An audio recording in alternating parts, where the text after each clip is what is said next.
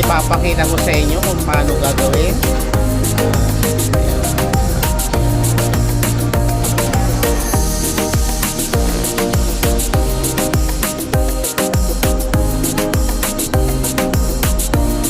Yan guys, ready to oven na po to. I-oven na po dahil ginisa kanina para yung lasa manunood yan sa loob para may lasa.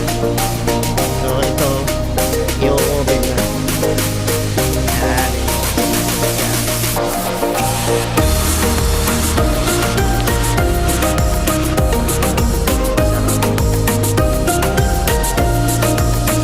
magiging pork roast na po ito guys, pagka naluto na.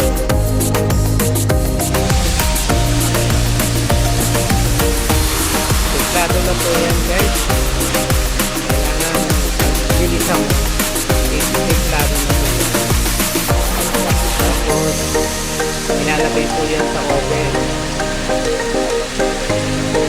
para magiging roast pork.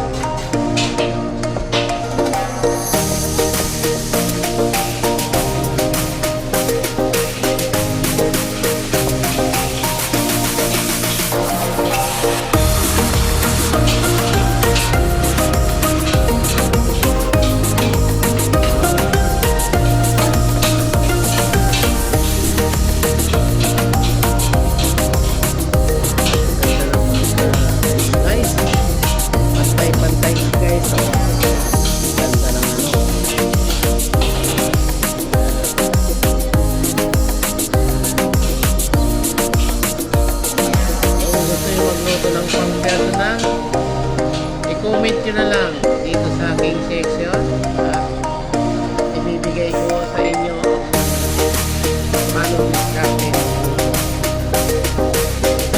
Guys, tinanggal yung palit.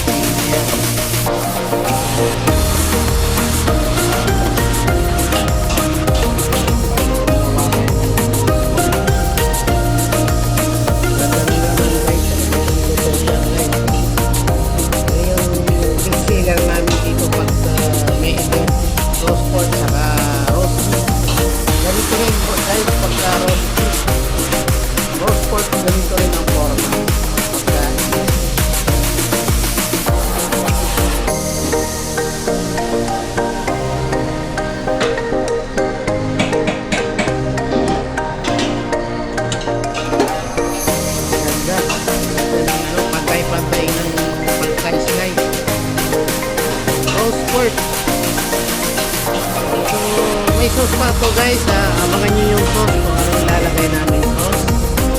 Roast pork with spinach. Ayan.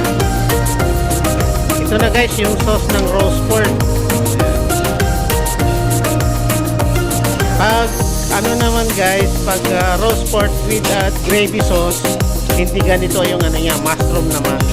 Pero ito yung sauce ng roast pork para sa spinach. peanuts. May peanuts po to guys, ay ilalagay namin mamaya. Yan guys, itatappings na lang yan yung peanuts sa ibabaw ng roast pork. So tinawag na roast pork with peanuts.